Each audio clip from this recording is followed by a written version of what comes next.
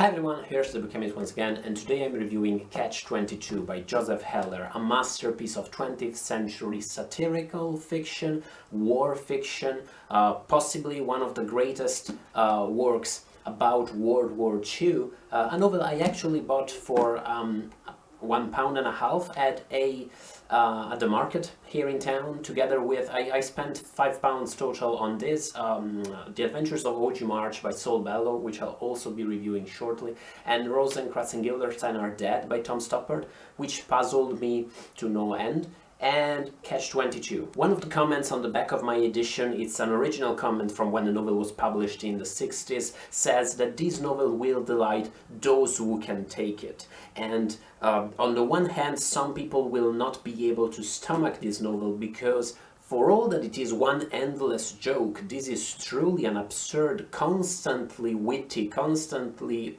hilarious novel. Some of its passages are very tedious and some of its passages are rather disturbing. And some people, it will simply not be to everyone's taste.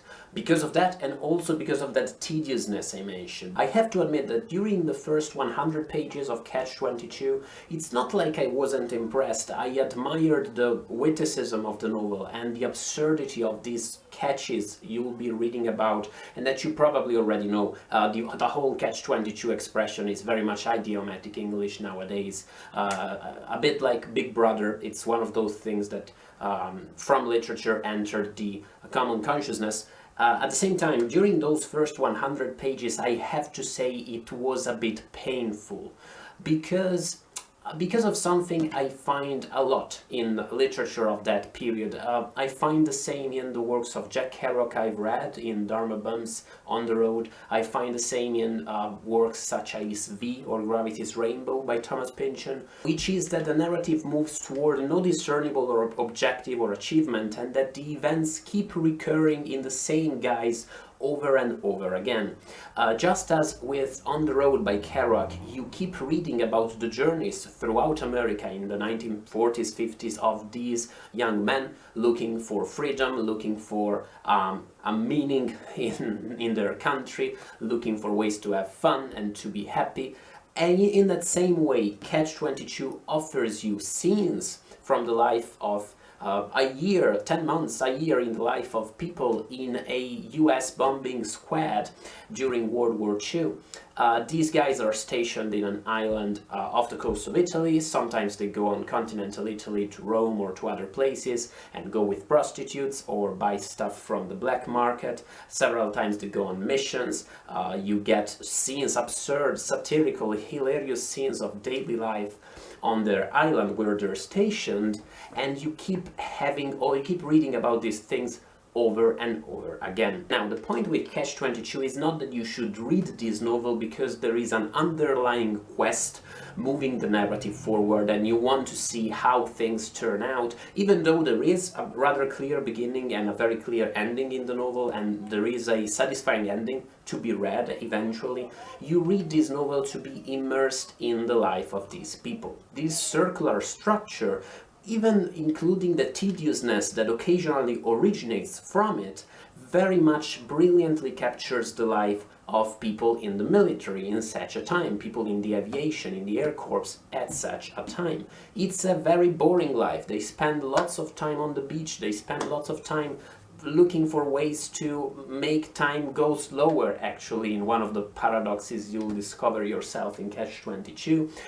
You get to enjoy what little entertainment they can find, what side projects they dedicate themselves to, and these are incredibly absurd and hilarious, or you enjoy their stories. Maybe their personal stories are just straight up fun, like that guy was Major with his horrible dad. All of a sudden, in the span of 2 paragraphs, you are on an actual bombing mission over enemy territory, and that's straight up terrifying. For all that this book, as mentioned, is one endless joke, the passages where it wants to be serious are dead serious, and there are some pages toward the end of this book which are truly, utterly hellish. They are really up there with the most bleak war fiction of Thomas Pynchon. with the worst passages of Gravity's Rainbow. Maybe they are not necessarily that graphic or that perverted, but they convey that same apocalyptic sense. In this sense, in the way Catch-22 captures the feeling of life during wartime and the feeling of what it means to live in such an absurd reality, in an absurd microcosm as the military, the book is impossibly successful. It captures that feeling perfectly. It also, throughout his endless jokes, throughout this one constant joke that you keep reading over and over again, it captures some very true absurdities that should make people reflect a lot about wars, about the structure of the so-called military-industrial complex. It reflects, for instance, extensively on how very often in war you are not really fighting for your country as much as for your superiors, for your officers, and for their advancement, for their careers, basically.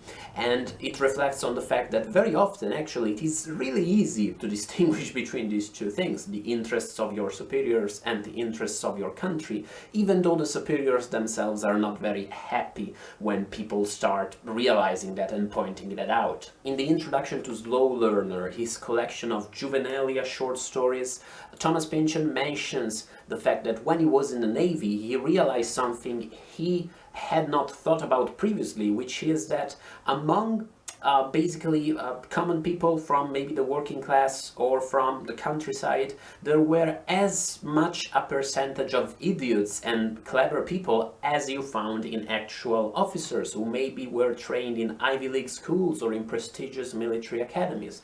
And Catch-22 reflects on precisely the same point, on the fact that common people and prestigious people with great pedigrees and great prospects are just equally evil and messed up and clever and cunning as each other. Or again, you'll read an amazing scene in which one of the most striking characters in the novel comes to reflect on the fact that it is very much possible that not the Germans, not the Nazis, the enemy, not the people firing at him on the battlefield, maybe not even them hate him as much as his officers actually seem to hate him for whatever reason. I talked about the circular structure, about the fact that the novel presents the same events or the same type of events over and over again and keeps going back. It actually does. It keeps going back to certain events in the past of the characters, and in particular to one traumatic experience having to do with an airman called Snowden that has to do with the way trauma is represented in Catch-22. That event with the airman Snowden is a traumatic one for the main character of the novel, for Yossarian. And if you're interested in that, in the way Catch-22 presents trauma as something that the main character keeps going back, that is always on his mind, and he keeps going back to it time and again, and keeps accessing it under different lights, so that you learn the story of this man, of Snowden, throughout the entire book. And when you finally get the full picture, it's one of the most striking moments I've encountered recently in literature, possibly in my experience as a reader. Truly, it's such a moving book. If you're interested in all this, I highly recommend you read Contemporary American Trauma Narratives by Alan Gibbs, which is an academic book. There's a chapter in it about trauma narratives in 20th century. It discusses Forrest May with Love and Squalor by J.D. Salinger. It discusses Slaughterhouse 5 by Kurt Vonnegut and other such novels dealing with trauma, and also deals extensively with more contemporary works on the topic. It is one of the most brilliant scholarly works on contemporary American fiction I've read. It deals with its topic in an enlightening way, showing ways in which representation of trauma has become canonic and has detached itself from the truth of the experience, or has become a form of mannerism up to a point. Just read Gibbs' book if you're interested in the topic, or if you're curious about some of these titles.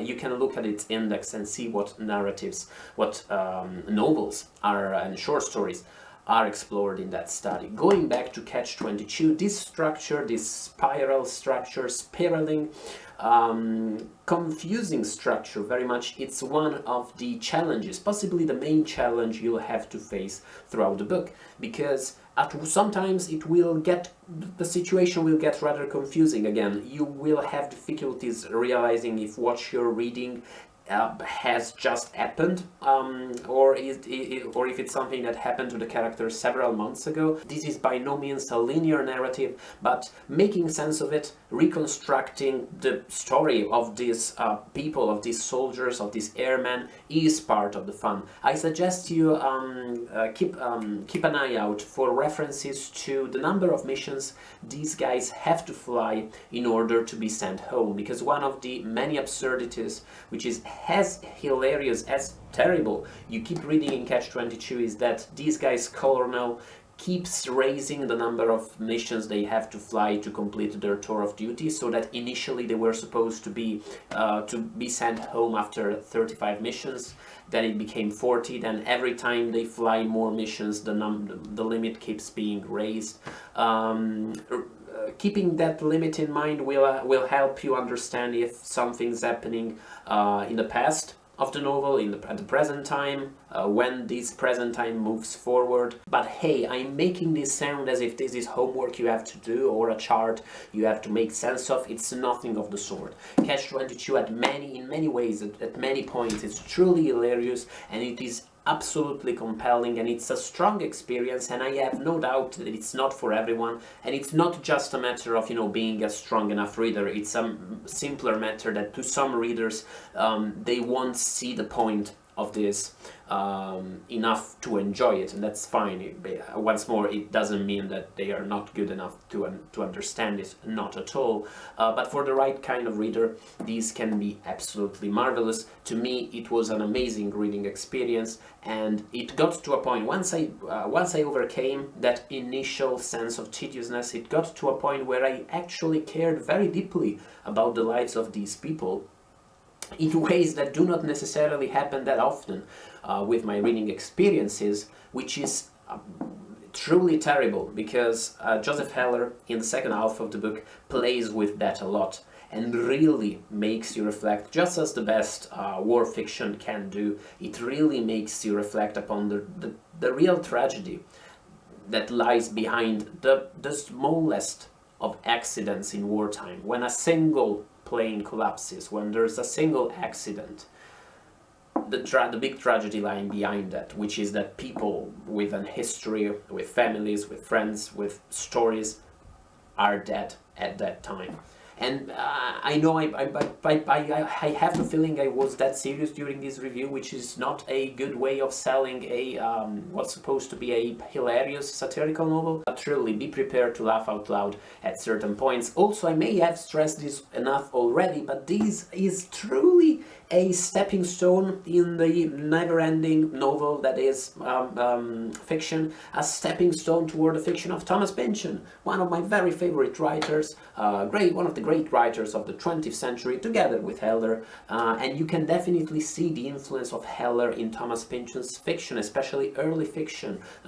Heller's weird, absurd sex scenes, his reflections once more on the absurdity and idiocy of some officers, and on the inherent evil of the military-industrial complex. I will put a link in the description box to an article detailing the experience of somebody who actually met Pynchon and mentions the fact that Heller was among his favorite writers, that Catch-22 was a favorite of his, and I'm sure lots of critics and journalists have drawn comparisons between these works, but truly, if you are a Pynchon fan, you cannot not read Catch-22.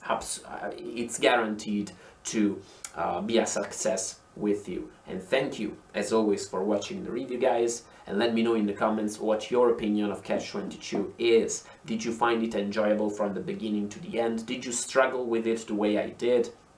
Do you find it still funny and still relevant? I also have an impression, and please let me know if I'm wrong, that this is not as widely successful and widely read as maybe it was some time ago. At least among my personal acquaintances, I don't find it as studied and as received as it may have been in the past. just as much as other fiction from that time. Say I mentioned Saul Bellow at the beginning of the video, other writer that was widely studied once, nowadays maybe not so much anymore. But once more, let me know what about your experience of this. It's just my my take. In a second you'll find links to some videos on the screen. One of them is going to be a Pynchon video, maybe the video about my favorite Pynchon novel, where I rank the Pynchon novels, because that was fun to film, and something else I filmed. And I will see you guys in the next video. Bye guys.